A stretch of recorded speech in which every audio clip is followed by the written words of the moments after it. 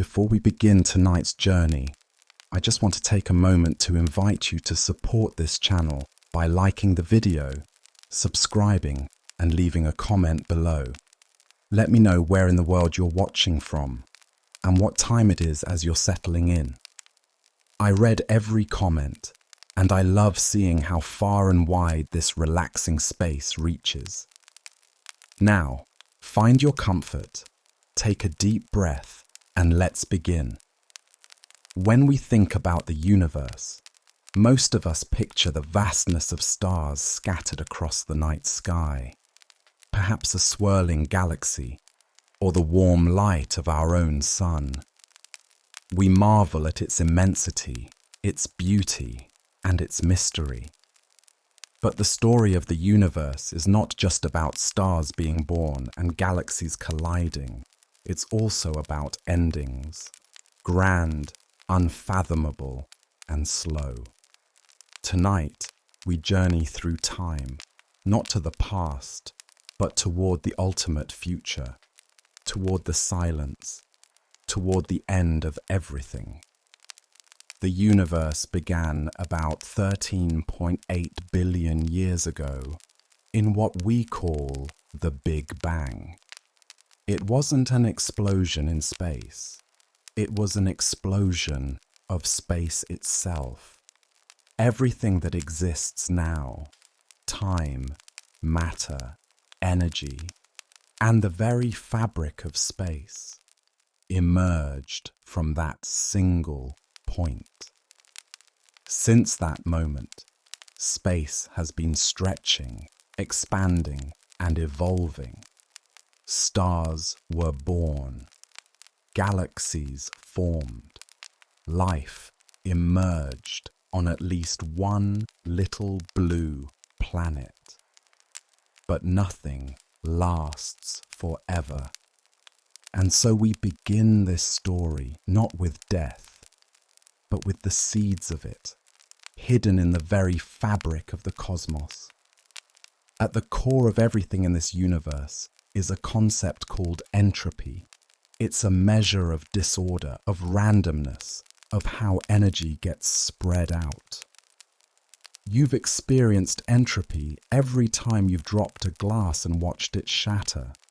The pieces scatter, more disordered than before. That's entropy increasing. The second law of thermodynamics tells us that entropy always increases in a closed system. Our universe is such a system. Over time, everything tends to move from order to disorder. This is the arrow of time. It gives direction to the flow of events. It's why you remember the past and not the future. It's why stars burn out, why structures crumble, why even the deepest galaxies will one day fade. Entropy is the reason the universe ends, not with a bang, but with a whisper. But that whisper is billions upon billions of years away. Let's begin on a more familiar scale. The stars in our night sky, those twinkling dots of distant light, are not eternal. They are born from vast clouds of gas and dust, igniting into nuclear fusion and shining for millions or even billions of years. But every star has a lifespan. Our own sun is a middle-aged star, about 4.6 billion years old. In another 5 billion years, it will swell into a red giant, engulfing Mercury and Venus, and possibly Earth. Its outer layers will peel away, drifting into space as a glowing planetary nebula. At its heart will remain a dense, hot core, a white dwarf, no longer burning, just cooling, fading. Other stars die differently. Massive stars explode in supernovae, leaving behind neutron stars or black holes. In time, even these exotic remnants will fade. Neutron stars will cool.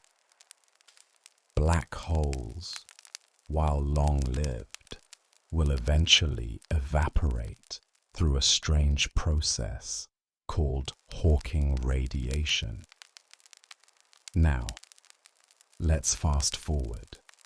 The universe has aged beyond recognition.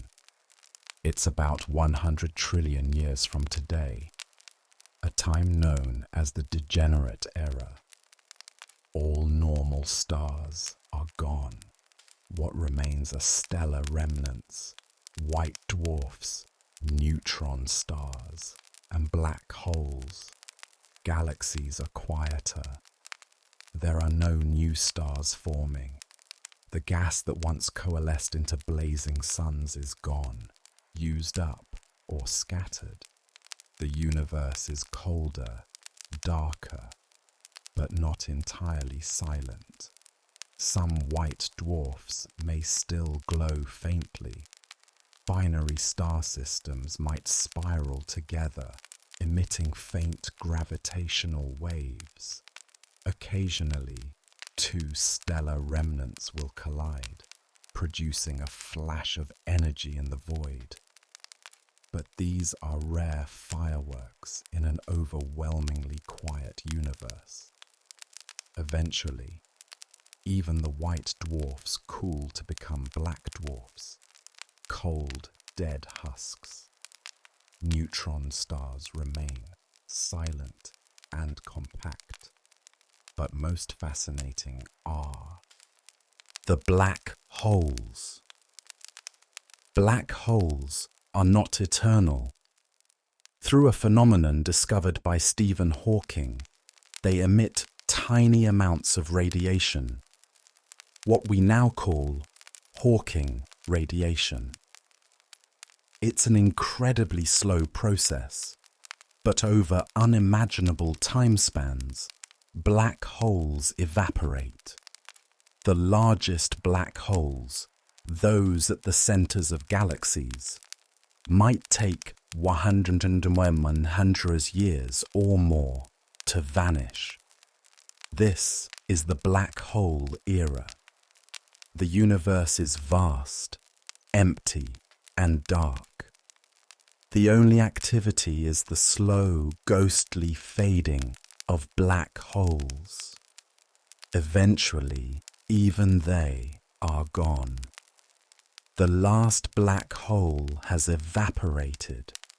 Space is now unimaginably vast, cold, and still. With no stars to shine, no black holes to devour, and no galaxies to swirl, the universe enters its quietest phase. This is the dark era. There is no light. There is no heat. Just a thin, cold fog of particles, mostly electrons, positrons, and neutrinos, drifting through expanding space. The temperature of the universe hovers just barely above absolute zero. It is, in every sense, the quiet after the cosmic storm. Though it might feel as if the universe should now just stop, it doesn't. Space continues to expand. Galaxies, stars, and matter may have faded, but space itself has not stopped stretching. The distance between what few particles remain continues to grow. Trillions of years pass, and the universe becomes even more dilute, more formless. If dark energy, the mysterious force driving cosmic acceleration, continues to act as it does today, space will expand exponentially. Every cubic meter of space will become emptier, every relic particle more isolated. It is a universe where distances have lost their meaning, Nothing is close. Nothing is far. Everything is alone. But even in a place where there is nothing, physics remains. Quantum mechanics tells us that empty space is not truly empty. It bubbles with virtual particles, short-lived flickers that momentarily appear and vanish. These quantum fluctuations whisper in the darkness, subtle reminders that the universe still has rules, even if nothing obeys them anymore. Some physicists speculate that these fluctuations might give rise to Boltzmann brains, hypothetical self-aware entities that spontaneously form from chaos, complete with false memories and fleeting consciousness. If the universe lasts forever, then even the improbable becomes inevitable. Perhaps trillions of Boltzmann brains will blink into existence over eternity, each experiencing their own momentary illusion of being alive. But they fade just as quickly. Even thought itself becomes a ghost. There is one last process to consider: the decay of matter itself. Physicists have long debated whether protons, the building blocks of atomic nuclei, are truly stable. Some theories suggest that they aren't, that after 103 years or more, even protons will decay, transforming into lighter particles like positrons and neutrinos. If this is true, then matter as we know it will cease to exist. Atoms will dissolve. The last chunks of iron, diamond and frozen rock will decay into radiation. Neutron stars will disintegrate. Everything solid will become energy. Even the memory of form will vanish. And when that happens, the universe will have no remaining structure, no complexity, no contrast. Just a thin, invisible fog of radiation and elementary particles floating endlessly in an ever-expanding void. This is the far end of entropy. Let's pause here. Imagine this moment, not as a single second, but as a span of countless trillions upon trillions of years. No clocks tick, no stars rise, no shadows move. The universe is not dead in the traditional sense. It is done. Every story, every particle, every process that once shaped reality has come to rest. This is the ultimate stillness. The cosmic background temperature, once vibrant with heat and energy, has approached absolute zero. There is no usable energy left, no possibility of change. This state is known as heat death. But there are other, more exotic theories too, like the Big Rip, where the expansion of space accelerates so much that it eventually tears atoms apart, or vacuum, decay, in which a more stable form of space-time suddenly emerges and erases everything in an instant. But these are uncertain. What we do know is that if the universe simply continues its current path, it will become a cold, eternal night. But could this really be the end? Some theories suggest that the universe might not be a one-time event, that perhaps it will eventually cycle again. After death, a new beginning. This idea is known as the Big Bounce, a model in which the universe contracts back upon itself and explodes again into new creation. Others propose multiverse models, where our universe is just one bubble among many, each with its own birth, life, and death. Perhaps in another bubble, a new cosmos is just now beginning, or maybe it has no stars, no gravity, no life, just different rules. Or maybe this universe will remain the only one grand, brief flare of complexity in an infinite dark sea. We don't know, but we can imagine. And now we return to ourselves, to the tiny creatures on a tiny planet, orbiting a medium star in a forgotten corner of a quiet galaxy. We are part of this story. Brief, yes, but significant. Because in the short time we've had, we've looked up, we've asked questions, we've wondered how it all began and how it will end.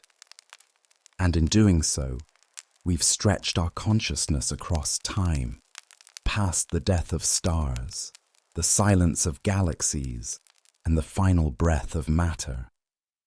We may not live to see the end of the universe, but we can imagine it, we can narrate it, and in that, we've created something eternal. As the fabric of space stretches into near infinity, and the fog of particles thins to a ghostly whisper, we begin to lose any tangible sense of reality. Time itself begins to lose meaning.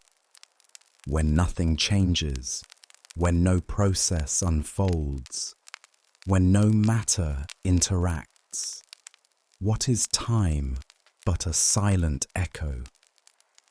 The clocks of the universe have all stopped, not because they are broken, but because there is no longer anything to mark.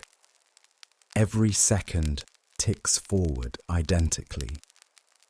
The future is not a story anymore. It is a still painting. No sunrise follows night. No season turns. No star is born to blaze into the dark. It is a world where nothing happens forever. The cosmic calendar now holds pages that will never turn. And yet, the canvas of space continues to stretch, as if longing for something more.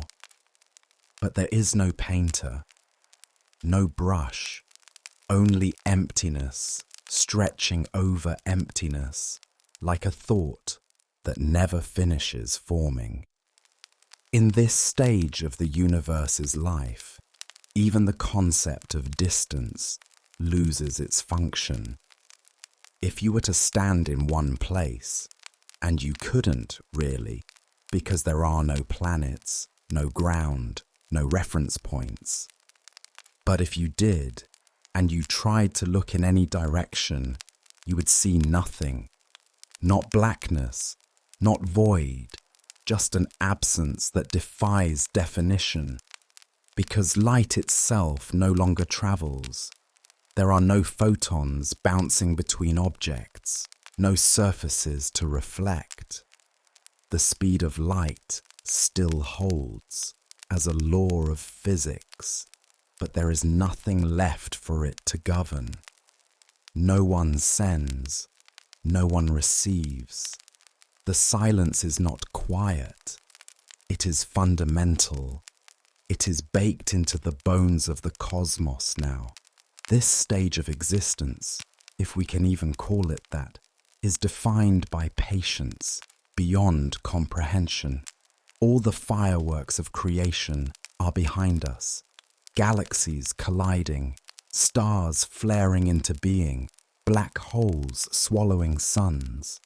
All of it now resides in the past. Time was once dynamic, filled with drama and action, but now it is like a river that has frozen solid. The particles that remain are so distant from each other that even eternity won't bring them together again. The story of interaction is over. From this point onward, the universe is a museum that no one visits, a library with no readers, an archive of possibilities now closed forever. And still, space expands, relentlessly, like breath without lungs. Some theories suggest this might go on indefinitely. Others hint at the possibility of a final state, a universal decay into an unimaginably vast and flat emptiness, where the last physical relics dissolve into mathematical probabilities. If protons truly decay, then even those particles, once thought eternal, have become shadows of former matter. The universe doesn't just stop being alive. It forgets what life was. It forgets that complexity ever existed, and yet we, sitting here now, can picture it. That distant, desolate, deeply peaceful moment. And we realize that imagination itself is a rebellion against entropy. Here on Earth, far earlier in this timeline, we gaze out into the cosmos and make sense of it through telescopes, through mathematics, through stories whispered late at night. We are creatures of warmth, of movement, of curiosity.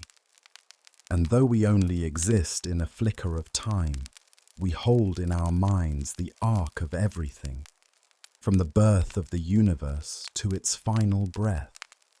The cosmos may not remember us, but we remember it. And that memory, that act of witnessing, that fragile consciousness, perhaps it is the universe's way of hearing its own story, told before it fades into silence. Consider the particles drifting endlessly now. Electrons, neutrinos, perhaps a few relic photons cooled to almost nothing. They have no destinations, no collisions, no chance of bonding into anything meaningful. They exist because they must, but they serve no purpose anymore. They are like thoughts long after the mind has fallen silent. The scale of time has expanded so far that 1 trillion years seems no more significant than a blink. Processes that once defined existence, like nuclear fusion in the hearts of stars or the gravitational dance of galaxies, have all fallen quiet. The theatre is still, the lights long dimmed, and even the echoes of the final applause have faded into nothing. There's a kind of peace in this vision, strange as it might seem. Peace not in the sense of rest or satisfaction, but in the absence of tension, in the absolute completion of every possibility. The universe has played every card, rolled every die, written every line of code it could conceive. The result is not destruction, but fulfillment. Like an artist who has used every brushstroke and colour, there is nothing left to create. All that remains is the canvas itself, stretched endlessly in all directions, empty of new expression, but holding the memory of the masterpiece it once bore. And so the universe does not end with a scream or a crash. It ends with a whisper. No, quieter than a whisper. It ends the way a thought fades just before sleep takes hold. With that same softness, that same gentle vanishing. No boundaries, no finale, just the slow unmaking of everything until all that's left is the absence of change. And in that, a strange form of symmetry, because where once there was nothing, then something, now there is nothing again. But this time, The nothing is richer. It has a past. It has been alive. It has known stars and gravity and light and thought. And it holds within its silent vastness the ghost of everything. There is something strangely humbling about imagining this final stillness. It asks us to stretch our minds farther than we were ever meant to stretch them. We are beings of seconds and minutes, of days and nights.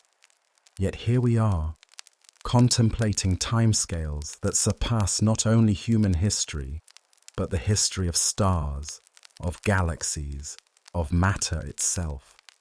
This exercise is not just about distant futures. It is about the limits of our imagination. And in testing those limits, we find something extraordinary. We begin to see the full arc of the universe not as a scientific abstraction, but as a kind of cosmic biography. A narrative that begins in fire, passes through form, and ends in a sigh. The more we imagine this future, the more we are reminded of how temporary our place is in the grand structure of things. Our entire solar system, everything we have ever known or built or cherished, is just a flicker within a blink of cosmic time. And yet, what a beautiful flicker it is. A warm, bright anomaly against the backdrop of eternal cold. For billions of years, Earth will have danced around the sun. For a brief sliver of that time, life appeared. It breathed, it wondered, it reached upward. Then, like everything else, it faded. But in its fading, it left behind traces. Radio signals echoing faintly through the cosmos. Monuments carved from stone, stories passed from one generation to the next. Even now, as the universe approaches its terminal era, there may still be echoes of us lingering. Perhaps a probe, drifting endlessly between the stars. Perhaps a planet, locked in orbit around a long-dead star, its surface frozen, yet still bearing the scars and structures of intelligent design. Perhaps a signal sent in hope, never received, but still travelling outward, unread, yet still proof that someone once tried to speak. In the vast quiet to come, such relics are not meaningless. They are proof that, at least once, the universe was conscious of itself, that it once had memory, language, dreams. In this frozen cosmos, one begins to understand entropy, not just as a scientific law, but as a kind of poetry.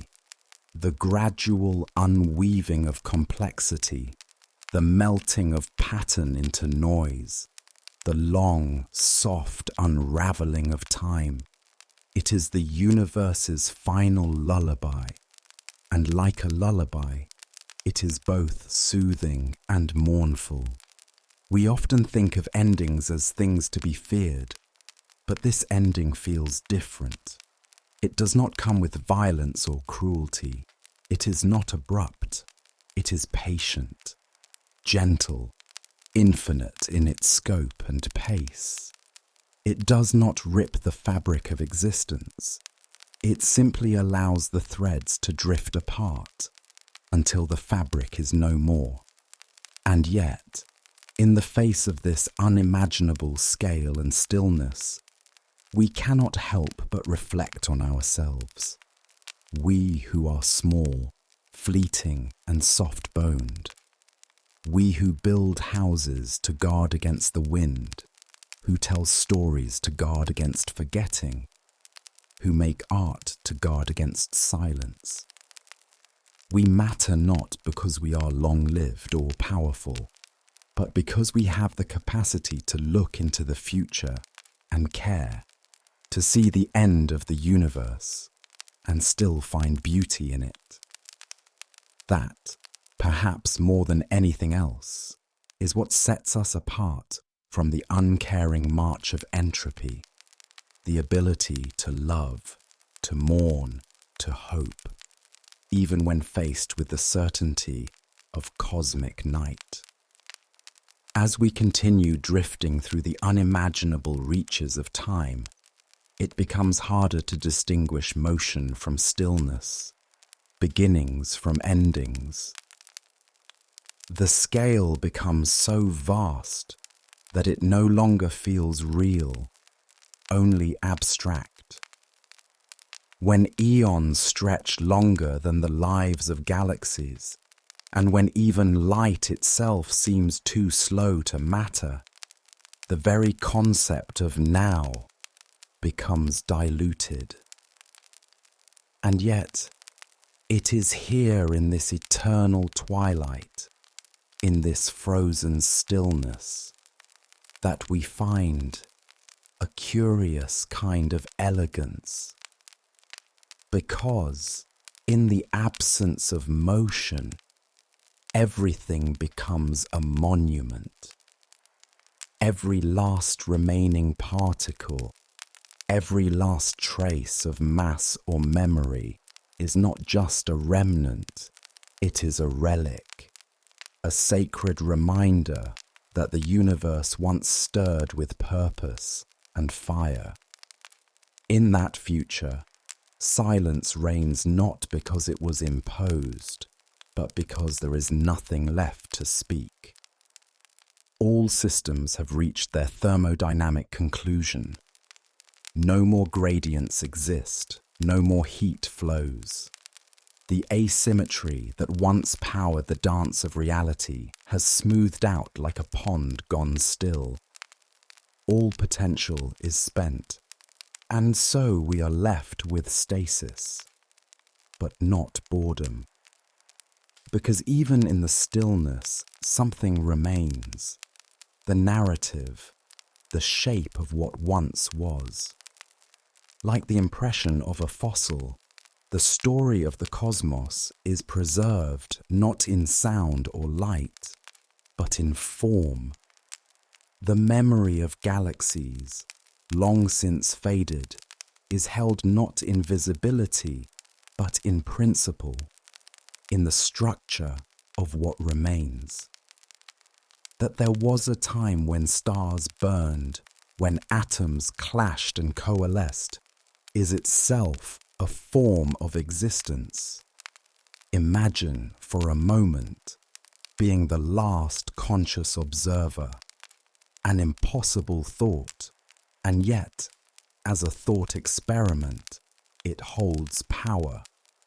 Imagine drifting alone in this vast, final universe, not afraid, not cold, because fear and temperature have lost their meaning, but simply present, watching as the last flickers of Hawking radiation ripple away from what was once a supermassive black hole, watching as particles decay one by one, not in violence, but in surrender, and in that stillness, you realize that you are witnessing not death, but culmination, not loss, but return. Everything that was complexity is returning to simplicity. The noise is returning to silence. The storm is finally subsiding. And you, impossibly, are here to see it. And even if such an observer cannot exist, we are still doing the watching now. In this moment, as we imagine the end of all things, we participate in a kind of cosmic act. We are peering across a chasm of time so wide that even light, traveling since the dawn of everything, would never make the journey. And yet we cross it with thought alone. That is the power of imagination. That is the legacy of consciousness. Perhaps we are not meant to live forever. Perhaps the universe itself is not meant to endure in beauty and light. But perhaps that's not the point. Perhaps the point is that it ever was, that we ever were. And so we return to the present, not to flee the future, but to appreciate it more.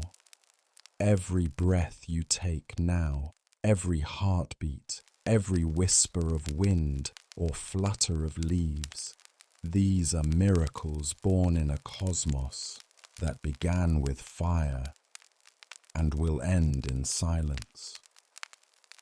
You are part of that arc, a luminous moment between the dark before and the dark beyond.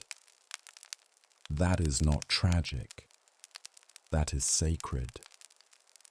The candle does not mourn the darkness, it simply burns, knowing that the flame matters not because it lasts, but because it lights. And now we slip further still into time's ocean, leaving behind the familiar shores of stars and planets, gliding weightlessly through the last echoes of structure. There is no resistance here, no sound. The universe is not merely quiet, it is deafening in its stillness. Time no longer marks events, but simply endures, empty of punctuation. It is a river that no longer moves, only stretches. Where once galaxies swirled like dancers on a ballroom floor, only the memory of their choreography remains, traced in the cold positions of particles drifting apart forever. The idea of distance becomes foreign in a place like this. Without points of reference, without objects to measure against, what does it mean to say something is far away? When the nearest atom is 1,000,000 light years off, and you have no senses with which to detect it, distance becomes philosophy, not physics. Expansion has made space meaningless. It is not that everything is gone. It is that everything is elsewhere, untouchably so. Each particle is an island, surrounded by an ocean too wide to cross, even in infinite time. The universe has become a scattering of marbles across a floor so vast it may as well be endless, each alone, each inert. And so we dwell in the knowledge of this fate, not to despair, but to understand. For this silence was always woven into the code. The very laws that allowed stars to shine and life to bloom also demanded that they fade. Entropy is not an enemy. It is simply the path. A path that curves gently from brightness to shadow, from fire to frost.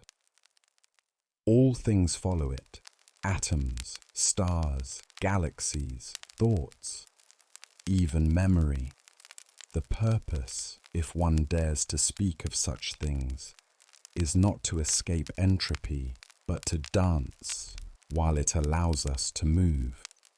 To sing while the air is warm, to love, to think, to wonder, while there are still shapes and sounds and colors to be known. And wonder we do. Here in the long twilight of the cosmos, imagination becomes our ark. We sail through silence, not with engines or wings, but with thought alone. What else could travel these distances? What else could survive when even atoms forget how to hold themselves together? The human mind, fragile, limited, becomes, in this context, a kind of miracle, a lighthouse built on stardust, shining backward into time. No, we were not meant to last, but we were meant to see and to tell. So let us tell it clearly. Once there was light. Once there were stars and oceans and eyes that opened to behold them. Once there was warmth and sound and hope.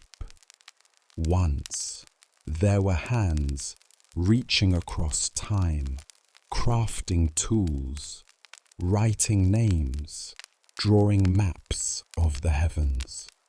Once there was laughter.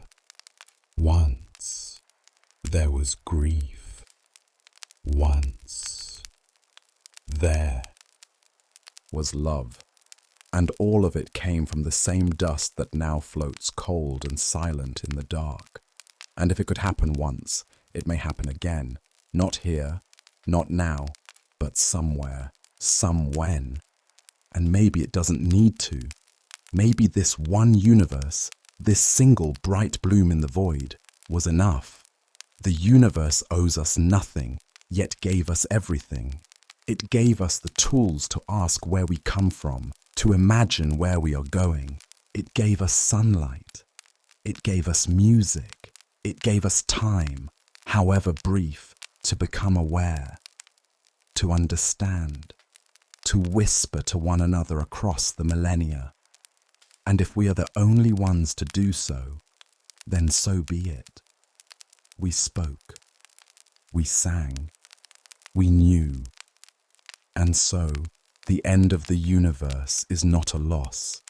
It is a return to stillness, to simplicity, to the infinite, featureless horizon from which all things once arose. What came before the Big Bang? We do not know. What will come after the last whisper of heat dies? We cannot say. But between those mysteries lies this vast, beautiful middle, a bridge of light strung across eternity. And we are the briefest of sparks on that bridge, fleeting but bright. Imagine drifting now, not through space, but through time itself, a current so vast and slow that even the most ancient stars would seem to rise and fall in an instant. There are no destinations here. There are no coordinates, no maps, no places to arrive at. There is only motion without reference, change without witness. The universe continues to age, not because it has anywhere left to go, but because time itself remains a dimension, stretching endlessly into nothingness. Every second that passes adds to a ledger no one reads, a history no one remembers. But even this empty universe, this endless expansion into a low-energy haze, still obeys laws. The elegance of physics doesn't cease simply because the actors have left the stage. The rules remain written, humming quietly behind the curtain. Gravity still curves space-time. The constants of nature still hold their value. There is something strangely comforting in that. Though everything changes, some truths endure. They are the bones of the cosmos, silent but strong. We often picture the universe as a place, but it is more than that. It is a moment, a singular, grand, unfolding. A process, not a product, a becoming, not a being. And like all processes, it has phases. Ours was the phase of brightness, of fire and form. But this too is a phase, the phase of rest. The universe is not broken. It is merely finished with its long work. The furnaces have cooled. The symphonies have quieted. And now, the great cathedral of existence sits empty, still echoing with the music that once was. And perhaps that is why this story matters so deeply, because in imagining the end, we are reminded of the middle, of the brief, miraculous window in which the cosmos could think about itself, in which atoms formed hands that built telescopes, minds that asked questions, hearts that beat faster under starlight. In the end, it's not the longevity of the universe that gives it meaning, but the emergence of awareness within it. The fact that a universe capable of silence also produced sound. That a universe destined for darkness once lit up with galaxies and dreams. That amid all the inevitability of entropy, there bloomed, however briefly, a garden of curiosity. This is where you reside, not in the cold reaches of a future undone, but here, now, in the breathing space between a beginning and an end. Your thoughts, your presence, your listening, they are all part of this moment in the great curve of time. You are a note in the cosmic melody. Small, yes, but real. Essential. And as you lie still tonight, eyes closed, thoughts drifting like clouds, know that the universe is not just around you, it is within you. Its atoms form your breath. Its stardust sparks your neurons. Its silence holds your sleep. The evolution of the universe from a hot, dense state into a cold and sparsely populated expanse is governed by principles deeply embedded in the fabric of physics. One of the most central is the second law of thermodynamics, which states that in an isolated system, such as the universe, entropy tends to increase over time. Entropy, often described as disorder, more accurately refers to the dispersal of energy. As energy spreads and gradients disappear, processes grind to a halt. This trend is what ultimately drives the universe toward heat, death, a state in which all energy is evenly distributed and no work can be extracted from any system. To understand the gravity of this fate, it's important to recall the stages of cosmic evolution.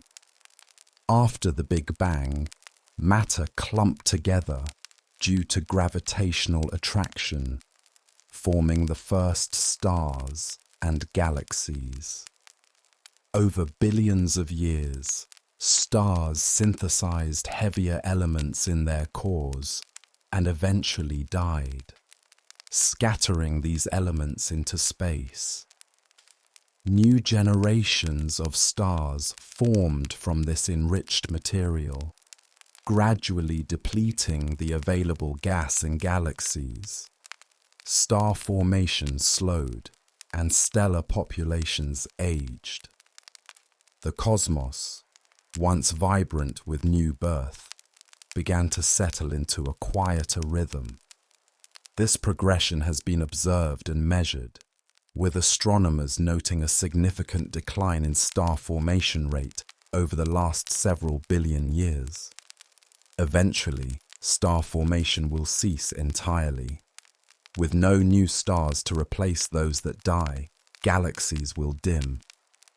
Most stellar remnants, white dwarfs, neutron stars, and black holes, will persist for immense durations, but none will shine as stars once did. In time, even these remnants will be subject to decay. For white dwarfs, the cooling process takes an extraordinary length of time, far exceeding the current age of the universe. Theoretical calculations suggest they will cool into black dwarfs, objects so cold and dark they emit virtually no detectable radiation. Beyond this, the concept of proton decay enters the narrative. Though never directly observed, some grand unified theories of particle physics predict that protons, the building blocks of atomic nuclei, are not ultimately stable. If true, the half-life of a proton could be around 134 years or more. Over these timescales, matter as we know it would gradually dissolve into a wash of radiation and subatomic particles.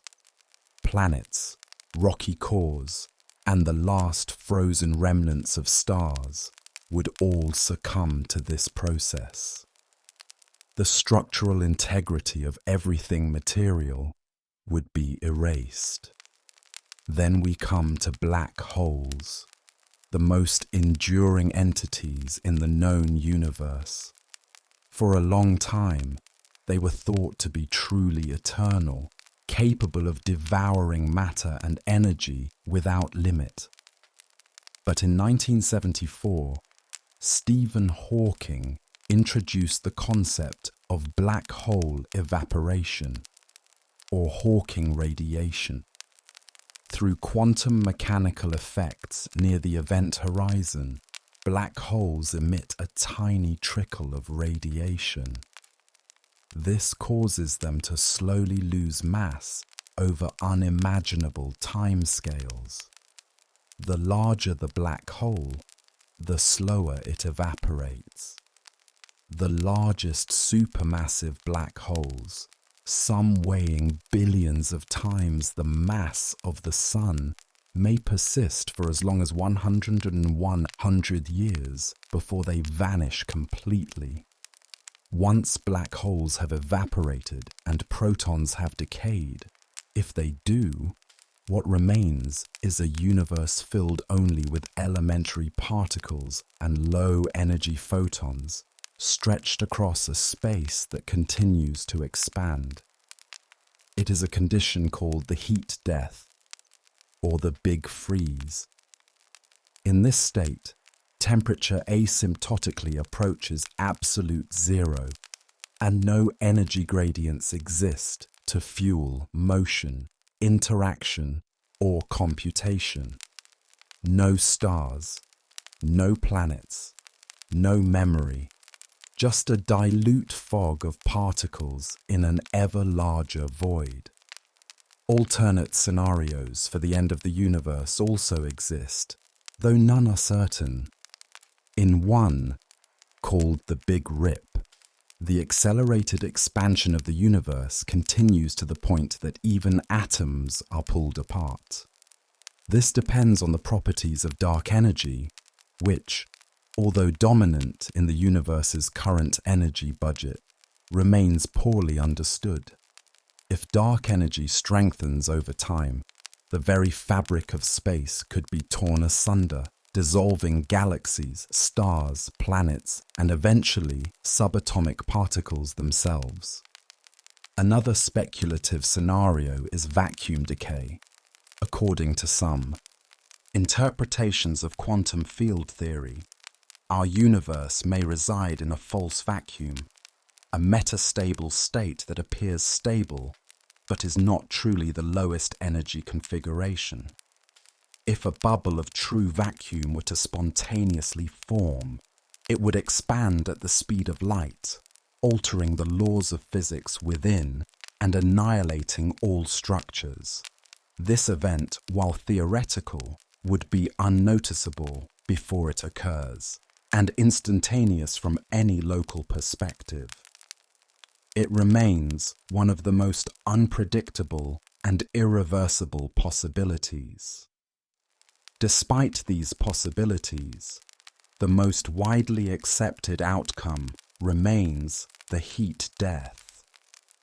It aligns with observational data and known laws of physics, and it represents the most gradual, inevitable form of cosmic conclusion. It is not marked by violence or catastrophe, but by exhaustion. Energy spread too thin to ever come together again. A universe that was once dense, hot, and teeming with energy now enters a phase of eternal dispersal. Its history forever embedded in a structureless sea of particles. Even in the remote reaches of cosmic time, our understanding continues to rest on the intersection between mathematics and observation. The concept of heat death stems from thermodynamics and statistical mechanics, rooted in how energy is distributed across systems. In the earliest moments of the universe, conditions were far from equilibrium. Extreme density and temperature provided the foundation for every structure to come. Over time, as energy dispersed and systems reached more stable configurations, the entropy of the universe steadily increased. The eventual equilibrium is not one of peace, but of inertia. Nothing more can happen, not because conditions are hostile, but because they are too uniform. It is important to distinguish between temperature and energy in this context. The temperature of the universe, governed by the cosmic microwave background, CMB, has been falling since the Big Bang. What began as searing radiation has now cooled to just 2.7 Kelvin, barely above absolute zero. As expansion continues, the wavelength of these photons stretches, reducing their energy further. Eventually, even the CMB will fade into undetectability, its glow becoming indistinguishable from the blackness of space. No longer will it bathe the universe in a uniform light. It will become another relic, a forgotten whisper of cosmic origin. In such a low-energy environment, what does activity even mean? With all temperature differences erased, chemical reactions cease. Atomic motion becomes negligible, and on a quantum scale, though fluctuations still exist, they are so minute and dispersed that no emergent structure is likely to arise. Virtual particles may continue to pop in and out of existence, but they will do so without context, without consequence. They are not building blocks anymore. They are footnotes, detached from any larger architecture. Cosmic inflation, which set the initial conditions for the Big Bang, adds an additional layer of intrigue to this story. If our universe arose from a quantum fluctuation or a local inflationary event, could another fluctuation occur in the future? The idea of eternal inflation suggests that inflation may be an ongoing process, creating new pocket universes continuously across an infinite multiverse. Each pocket has its own physics, its own constants, perhaps even its own dimension count. In this view, our universe is not the end. It's a single bubble among countless others, each with its own birth and decay. This idea raises profound implications about finality.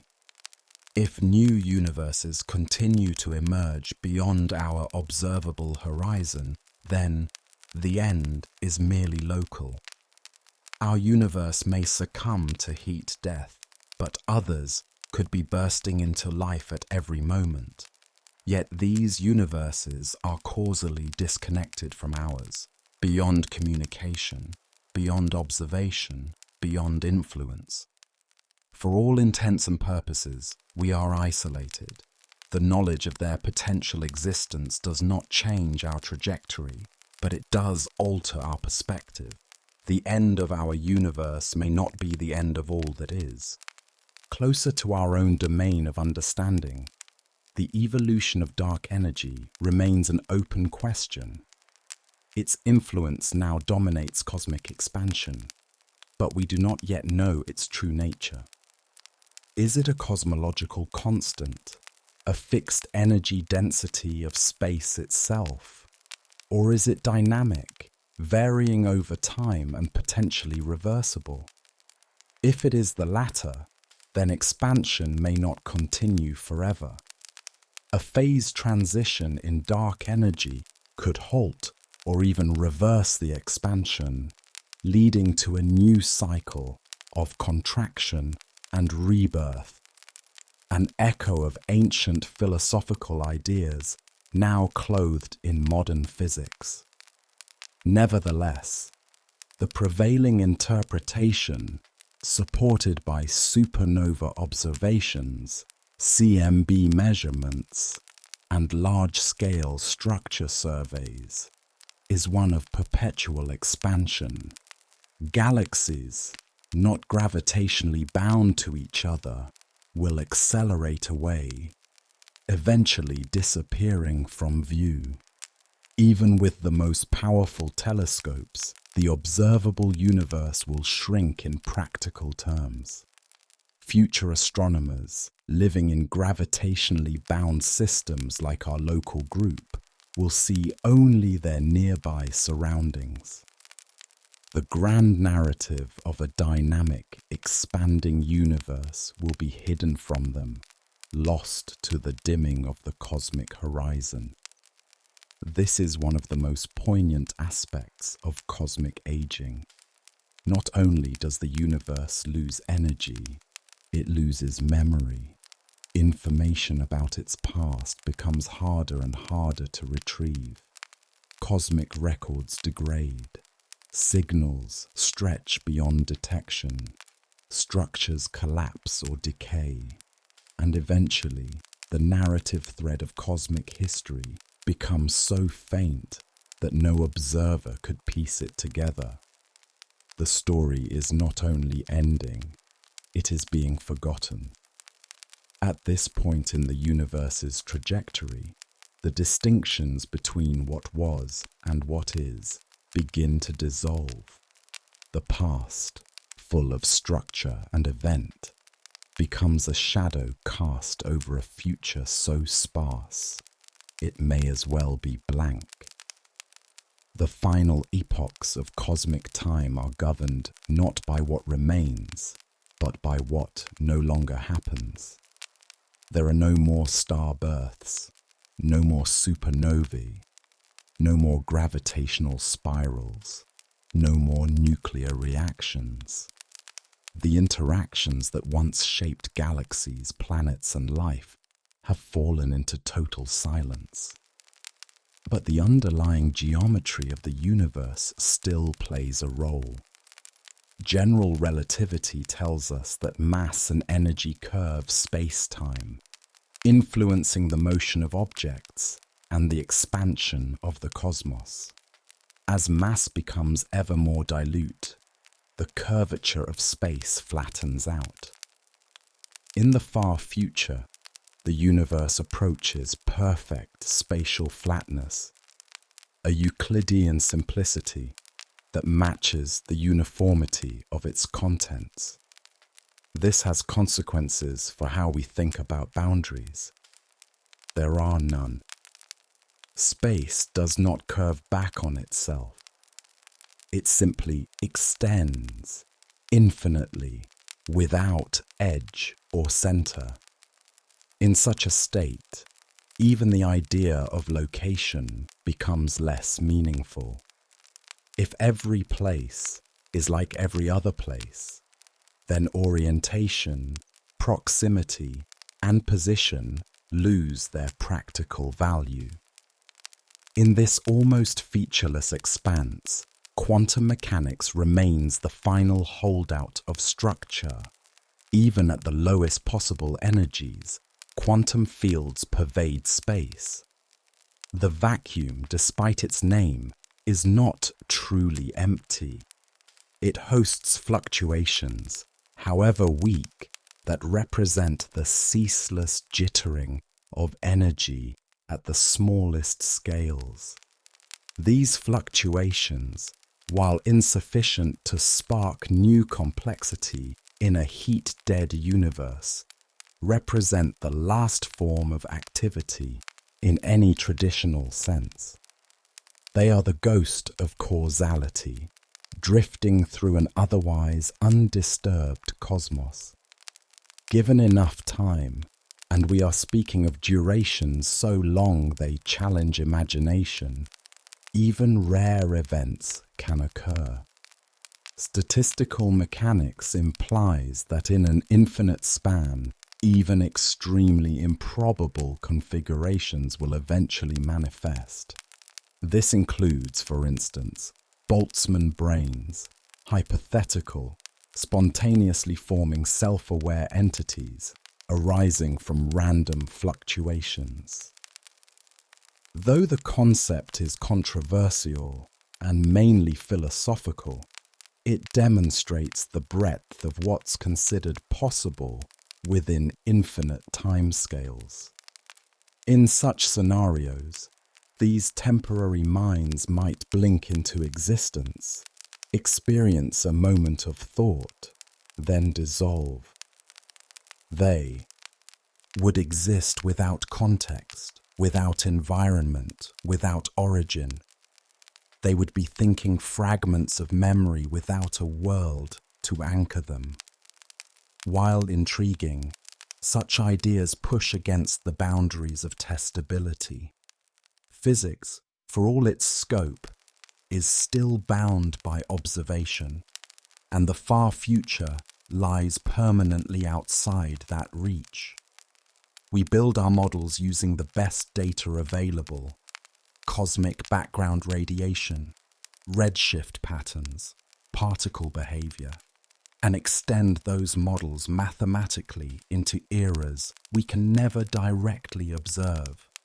What results is a blend of extrapolation and constraint, rigorous yet inevitably speculative. Still, even speculation, when disciplined by evidence, provides clarity. It sharpens our view of what may lie ahead, even if we never live to see it. And so the future becomes a mirror, not of what will happen, but of what could happen if all current trends continue unaltered. The absence of dramatic cosmic events is not a flaw. It is a feature. It is the ultimate consequence of a universe that began in motion and spent its lifespan running out of options. No more gradients, no more reactions, no more construction. Just the persistent march toward equilibrium. The universe does not fail. It completes its arc. In the last conceivable eons, what remains is a quantum haze. Low energy particles stretched thin by expansion, floating through a geometry that no longer bends, shaped only by the fading memory of initial conditions. If any structure arises again, it would be a miracle of randomness, a brief resurgence against infinite calm. But such resurgence would be fleeting, improbable, and without consequence. The universe, by all practical accounts, would remain in stasis, not just for a while, but forever. As we contemplate the universe at these ultimate timescales, we encounter a form of permanence unlike anything we know in human experience. In our world, permanence is rare. Mountains erode, buildings crumble, even the stars we see in the sky are transient. But in the far future, permanence becomes absolute, not as stability of structure, but as uniformity of emptiness. The universe ceases to change because there is no longer any cause to do so. The mechanisms that once drove evolution, energy differentials, gravitational collapse, thermonuclear fusion, have all reached their end states. What remains is a calm so complete, it is indistinguishable from cessation. This stasis raises fundamental questions about the nature of time. We experience time through change. The ticking of a clock, the shifting of seasons, the decay of matter, all these are indicators that time is progressing. But when nothing changes, does time still pass? Physicists suggest that time remains a dimension, an intrinsic property of the universe's structure, even in the absence of change. Yet its subjective meaning dissolves. Without events to sequence, without transitions to measure, time becomes invisible. It is there, but inert. A vast corridor in which no one walks. At the edge of these ideas lies another, the role of information. According to the laws of quantum mechanics, information is never truly destroyed. Even when black holes evaporate, the information encoded in the matter they absorbed is thought to be preserved, perhaps in the radiation they emit, or in correlations too subtle for current understanding. This principle, known as unitarity, is foundational in quantum theory. It implies that the universe retains a complete record of all interactions, even if those records are scrambled beyond recognition. In the context of a heat-dead universe, this leads to a haunting thought.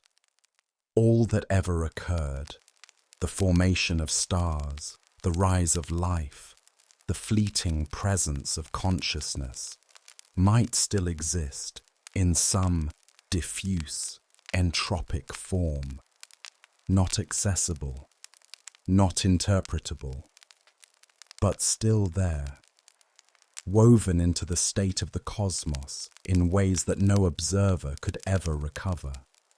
The universe, in this view, is like a book burned to ash, with every letter scattered, but none truly lost. The narrative is irretrievable, but never fully erased.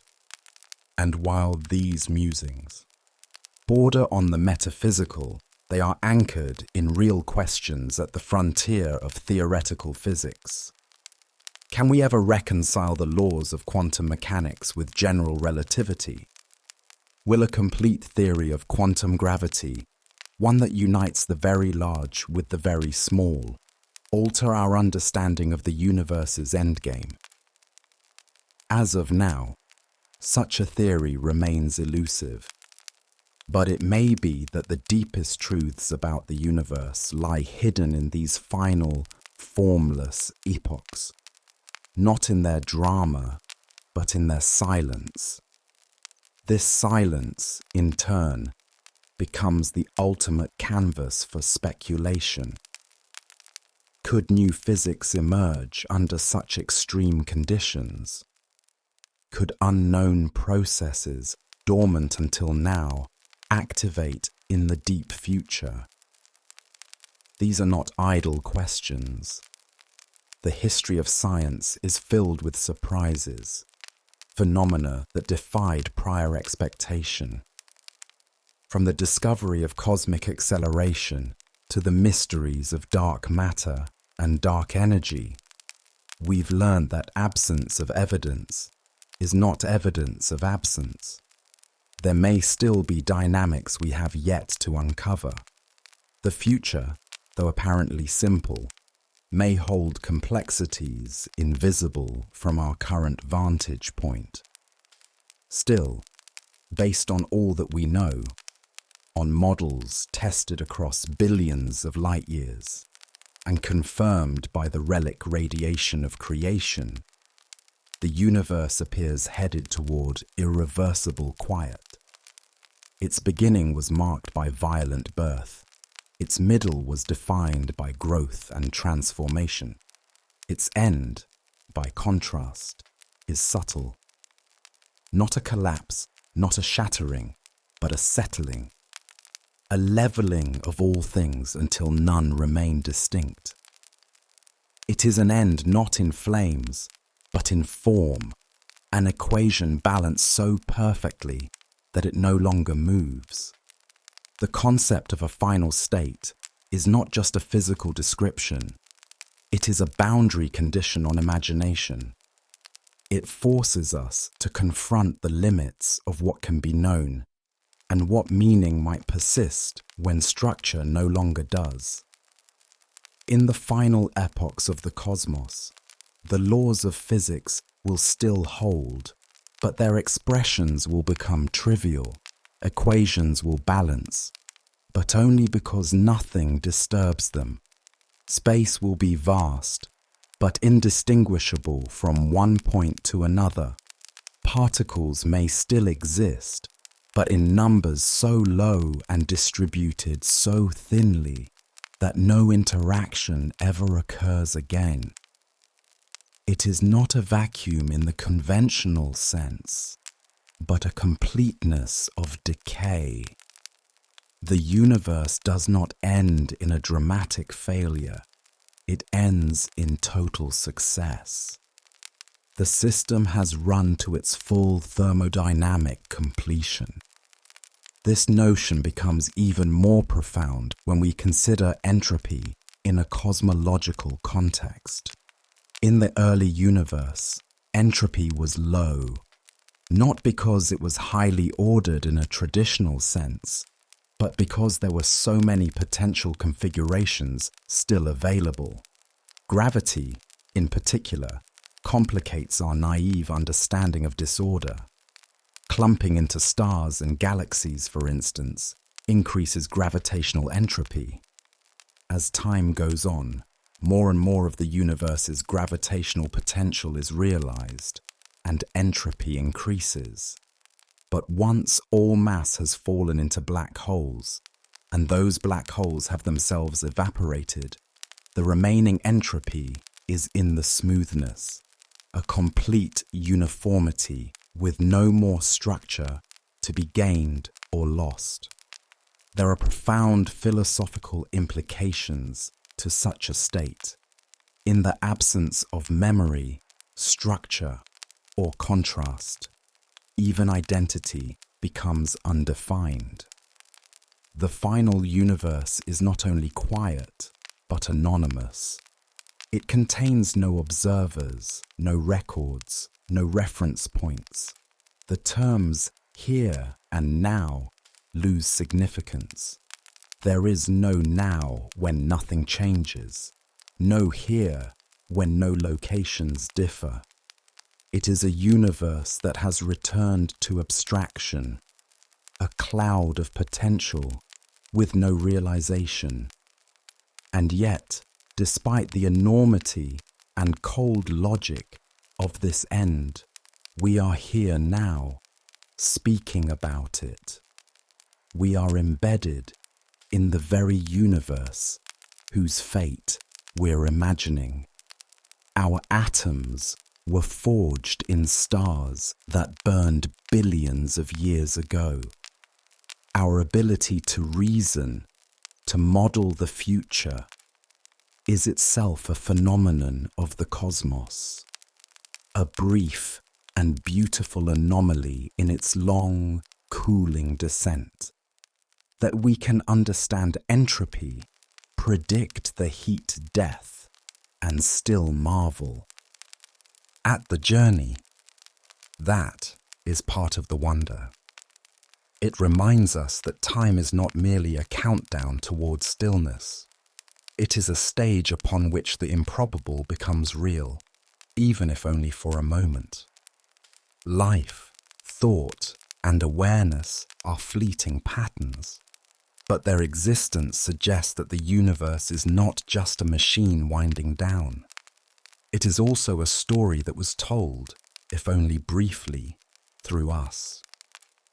The slow approach toward cosmic stillness is not uniform in every location. While the broad structure of the universe will dissolve into sameness, local variations, small though they may be, continue to matter for eons. Gravitationally bound systems, like galaxy clusters, resist the expansion of space for extraordinary durations. Within these clusters, stars will orbit each other, collide, and eventually dissipate. But the mutual gravitational tethering remains long after isolated galaxies have drifted beyond one another's horizon. Eventually, even these last oases will be emptied, not by cosmic expansion, but by internal decay and evaporation. As stars age and exhaust their nuclear fuel, they become white dwarfs, neutron stars, or black holes, depending on their initial mass. While some of these remnants may persist for unimaginable periods, over the deepest spans of time, gravitational interactions between them lead to gradual ejections of objects from these remnant systems. Rogue planets, cold and lifeless, will drift through the intergalactic voids. Black holes may merge or slowly radiate themselves out of existence through Hawking radiation. These processes are absurdly slow, taking place over timescales of 1067 years or more, but they are relentless. This dissolution of gravitationally bound systems eventually leaves behind a universe populated only by scattered elementary particles and low-energy radiation. Even these particles are not guaranteed eternal stability. If protons decay, the very matter comprising everything from mountains to atoms will vanish. If not, they will continue to drift through space as isolated, unchanging relics, forever silent, forever inert. We should pause to consider how these projections are formulated. Cosmology draws on data from the cosmic microwave background, galactic redshift surveys, and supernova observations, but the extreme future must be extrapolated from models rooted in known laws. General relativity, quantum field theory, and thermodynamics are the scaffolding that supports these predictions. Yet even within these robust frameworks, questions remain. The discovery of dark energy in the late 1990s forced a reconsideration of cosmic destiny.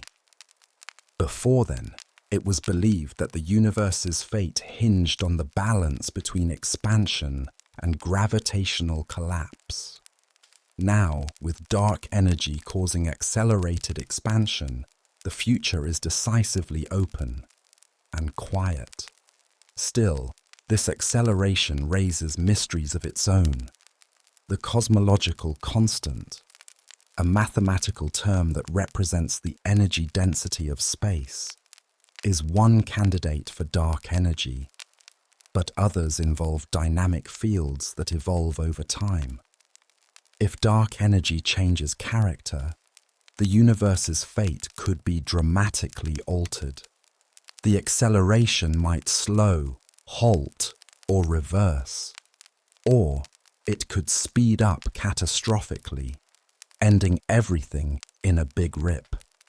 So far, however, data support the steady, persistent expansion, consistent with a cosmological constant. Parallel to these large-scale questions is the issue of information. In theoretical physics, particularly in black hole thermodynamics, the conservation of information remains a crucial principle. The idea that the state of a system, no matter how complex, is never truly lost, only transformed, is one of the underpinnings of quantum theory.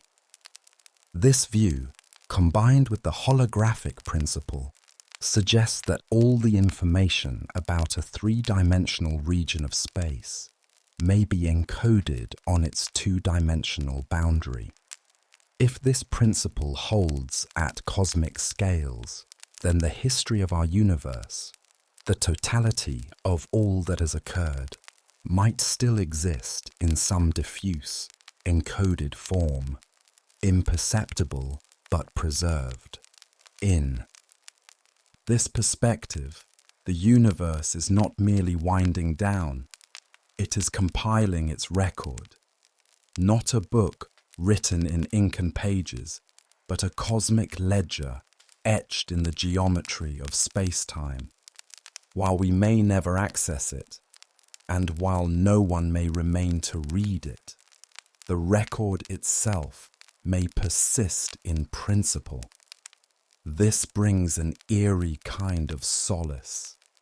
Though we vanish, the fact that we once existed may remain embedded in the very fabric of the cosmos. Even as the universe slips into ever deeper stasis, the interplay between quantum mechanics and general relativity continues to hold theoretical intrigue. These two pillars of modern physics are individually successful, but remain fundamentally incompatible at certain scales. Black holes represent the most vivid intersection point, regions where quantum fluctuations must be considered within curved space-time. Though black holes will eventually evaporate through Hawking radiation, the physics of this process remains deeply mysterious. How the information contained in everything a black hole swallows is preserved during its evaporation, if at all, forms the core of the black hole information paradox. This paradox remains unresolved, though proposed solutions such as quantum entanglement and holographic dualities offer promising avenues. One implication of these theories is that even in a near-empty future, the laws governing the universe may still operate at a foundational, hidden level. While entropy dominates and macroscopic activity ceases, the deep quantum structure of reality may still fluctuate. These minute fluctuations, imperceptible and chaotic, are not enough to reignite complexity, but they hint that beneath the smooth surface of heat death, the machinery of physics still hums, like gears still turning long after the hands of the clock have fallen off. In such a universe, with no observers and no observers to be, questions about purpose and meaning naturally arise. Is a universe that ends in silence a failure, or is it a testament to a complete cycle? From the perspective of thermodynamics, the progression from low entropy to high entropy is not a moral arc, it is a natural one. From the perspective of a conscious species, however, the silence can feel mournful. It underscores the ephemeral nature of our own presence, but that ephemerality is what gives our moment significance. It is because things end that they matter. Permanence offers no stakes, no drama. It is the fleeting spark of awareness, of motion, of thought that gives the cosmos its narrative. The final condition of the universe, if current projections hold, will not be an abrupt shift, but a limit, approached asymptotically. Temperature, density, and interaction all trend towards zero, but never quite reach it. This distinction matters. It means the universe does not end in a traditional sense. It transitions into a mode where nothing new arises, where all remaining components are so dispersed and so inert that their continued existence is irrelevant to the broader cosmic story. The canvas remains, but the painting is finished. Even in this bleak endpoint, there's beauty in the scale, in how a universe that began with explosive energy can wind down so gently, how a system that once gave rise to stars and life can settle into quiet, and how, during its long unwinding, it allowed for complexity, awareness, and reflection, however brief. We are part of that reflection. Our thoughts about the cosmos are themselves cosmic events, processes of carbon and calcium dreaming about hydrogen and helium, creatures made of stars contemplating stars. Thus, when we think of the end, we are really thinking of time's grandest scope, of a process not bounded by decades or millennia, but by epochs that outlast galaxies. Our role is not to witness the end directly, but to predict it, to imagine it, and to find meaning in the imagining. This is not just a scientific exercise, it is a human one. It is the confluence of logic and imagination, of knowledge and wonder. And that, more than anything else, defines our place in the story. As we progress into the deepest chapters of cosmological time, the relevance of traditional physics gives way to broader philosophical frameworks. With no processes to measure, no events to observe, and no contrast to define change, the language we use to describe the universe begins to falter. Even the term universe starts to lose its utility. When space is effectively empty and time has no markers, what remains is less like a realm and more like a condition, a vast, featureless state in which the distinction between existence and non-existence becomes increasingly blurred. But even as this state approaches, our curiosity about how it comes to be remains sharp. At the foundation of it all lies symmetry. The early universe was a hotbed of broken symmetries, particles and forces that emerged differently as the universe cooled and expanded. These asymmetries gave rise to structure, matter instead of antimatter, gravity instead of uniform pressure, stars instead of a smooth plasma. Over time, however, these asymmetries smooth out. The directionality of time, the arrow dictated by entropy, inverts the explosive complexity of the Big Bang into an eventual stillness. It is the slow smoothing of the wrinkles once generated by those early broken patterns. One of the last legacies of structure, gravitational waves, continues to echo faintly in space-time. These ripples, produced by massive accelerations like merging black holes or neutron stars, spread indefinitely. But as time stretches onward and sources grow scarce, these waves, too, will diminish.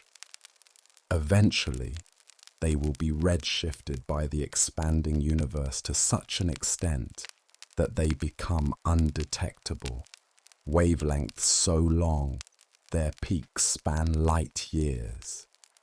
These ancient ripples will remain as undetectable whispers in a universe that no longer listens. At this point, even the concept of observation becomes meaningless. There are no more observers. No systems remain capable of sustaining consciousness, even in its most basic forms. And without observation, the quantum world, the domain of uncertainty and possibility, collapses into a static backdrop. The richness of quantum potential, so essential to the early universe, fades into determinism, not because choice has been removed, but because all paths have already been traveled. Every potential state has been exhausted. Every degree of freedom has settled. Cosmologists refer to this condition as the cosmic graveyard, not out of morbidity, but to emphasize that it is a place of final rest, not just for stars and galaxies, but for information, motion, complexity. A place where the ledger of the universe closes, not because something erases it, but because there is simply nothing left to write. In this way, the heat death is not an extinction event.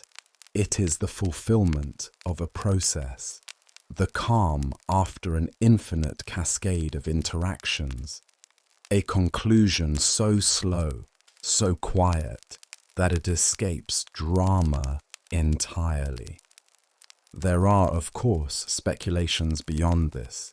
Some suggest that even in this bleak state, quantum fluctuations could eventually trigger new Big Bangs, pockets of space where symmetry is broken again, and a new universe erupts. Others explore the idea of quantum resurrection, that in the vast span of infinite time, even an entire ordered state like our current universe could re-emerge by random fluctuation. These ideas remain in the realm of theoretical extremity, fascinating but untestable. Yet what matters more than their feasibility is what they tell us about the nature of inquiry. That we, brief patterns of thought on a small planet orbiting a modest star, can even conceive of such ideas, that we can frame the universe's ultimate trajectory and imagine paths beyond, is itself remarkable. We are not merely byproducts of the universe. We are its interpreters. The universe did not design us, but we are the only known structures capable of reflecting on its design. So even as we contemplate the deep freeze ahead, our thoughts warm the present.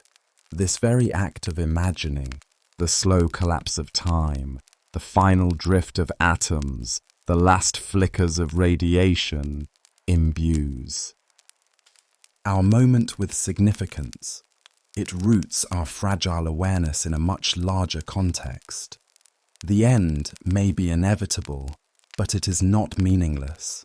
It is part of the same continuum that brought forth stars, life, and minds curious enough to look ahead. In the final stretch of cosmological time, the universe has entered what physicists call the degenerate era, and eventually the dark era. These names do not describe catastrophe or chaos, but rather the absence of newness, All chemical processes have ceased. All sources of light have gone dark. Even the most exotic events, like black hole evaporation, have passed into memory. What remains is a cosmos of extreme simplicity. The fundamental particles of nature, stripped of structure and trapped in a vast and frigid vacuum, drift endlessly. At this scale, the fate of matter itself depends on one last unresolved question: the ultimate stability of protons. If protons are indeed stable, then remnants like black dwarfs and cold neutron stars will remain forever. Dark, inert islands of dead matter adrift in infinite night. If, however, protons decay over trillions of years, then even these relics will dissolve, leaving behind only radiation and the occasional neutrino. In either case, the result is the same: a universe where no meaningful change occurs. Time becomes purely a mathematical dimension, devoid of transitions, devoid of any frame of reference. Everything that could happen already has. What we are left with is a concept known as asymptotic silence, the final state where space is too vast and interactions too rare for cause and effect to have any practical consequence. In this context, the laws of physics still hold, but they serve no role in shaping experience. There is nothing left to act upon them. No observers, no reactions, no events. The universe is at rest, not because it lacks potential, but because all its potential has been realized.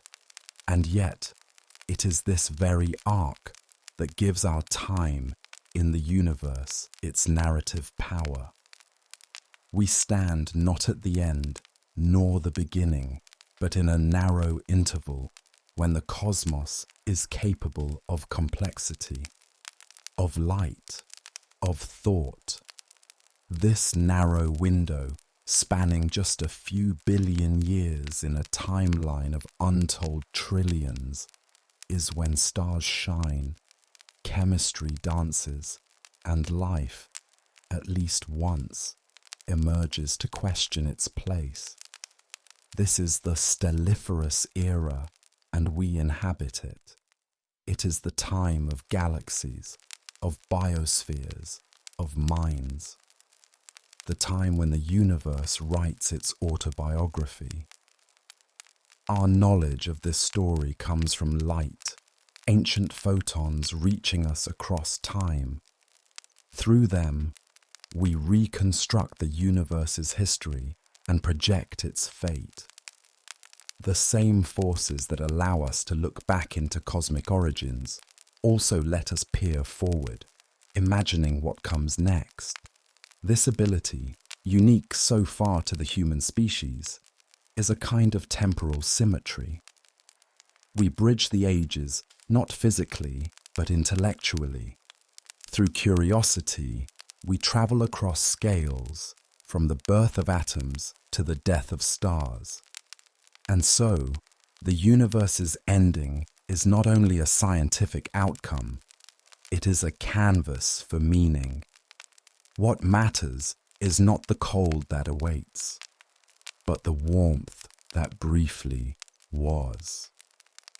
Not the stillness that dominates, but the movement that preceded it. This brief middle chapter, with its stars and minds, is not diminished by what follows. It is defined by it. In knowing that the flame will go out, we appreciate its light all the more. In knowing the structure will fade, we honor its formation. In that spirit, this entire contemplation, the end of time, the fading of matter, the asymptotic peace, is not a tragedy. It is a symphony with a final note, a painting with a last brushstroke, a poem that ends not with a bang, but with a breath. It is the final state of a universe that once moved, once thought, once dreamed. And while that future may belong to silence, our present belongs to expression, to memory, to knowledge. We carry the story forward, not because it will echo forever, but because it echoes now. And that, more than anything, is what makes the universe not just a place, but a tale worth telling.